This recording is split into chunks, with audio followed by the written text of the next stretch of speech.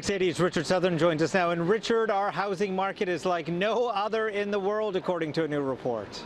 Yeah, we are far and away, Francis, the hottest housing market on the face of the earth. Nowhere is seeing price growth like Toronto is. We got some new numbers in from CoreLogic. Let's take a look at that so you can see prices up a little bit more than 10% over the past 12 months in Hong Kong.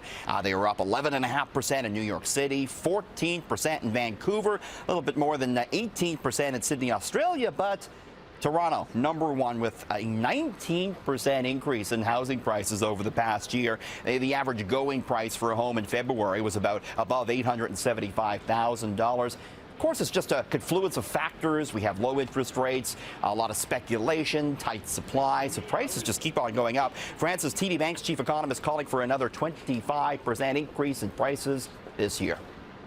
You know, usually someone gets paid for a job well done, but now there's some questions being raised about what's happening at Bombardier. So executives there are getting a raise despite a government bailout and their delays on delivering the new streetcars. Yeah, and the company laying off thousands of Canadian workers last year, Francis, including many in the Toronto area. But despite that, the executives of Bombardier getting a big fat raise. The total executive compensation up almost 50% last year.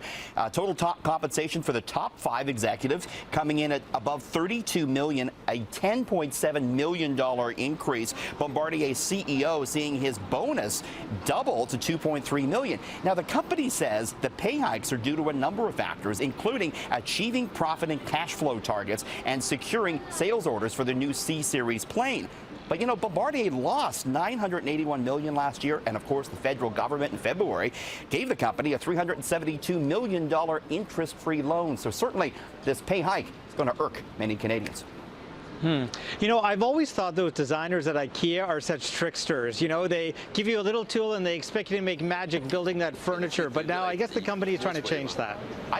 Don't you hate putting together this stuff? It's so tough. Honestly, it is. And you end up fighting. In fact, a survey recently found 17% of couples argue every time they put IKEA furniture together. So the Swedish retailer, Francis, is making it easier. They're coming out now with furniture that snaps together like a jigsaw puzzle. So forget about the Allen key, forget about the screwdriver. You don't need it. This new stuff will just snap together. IKEA has introduced a type of joint called a wedge dowel, which makes it much easier and simpler to assemble wood products. And the company says one of the reasons it wanted to do this was because of millennials, younger people. They're not as comfortable using tools as some of the older consumers.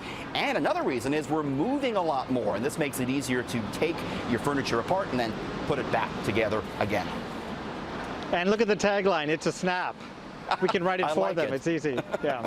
So Britain officially began the process of the Brexit today. How do the markets react? Well, we saw some weakness certainly for the British pound against the U.S. dollar, the pound sterling dropping. Theresa May, the Prime Minister in Britain, she sent a letter today to the European Council formally requesting a breakaway from the European Union. So what this does, it triggers 2 years of negotiations whereby the UK and the EU try and figure out this, so-called divorce, try and get a trade deal in place. I think it's going to take longer than 2 years. It took the EU 7 years to get a trade deal with Canada. So I think this is going to stretch on a while. Markets, stocks really unaffected. We had the TSX up 59 points today, Francis, for a 6th straight win. You know, I'm sure there are some people in the city that wish a house could just drop from the sky, and yet a New York architecture firm is proposing just that. I got to show you this. This is so wacky and out there.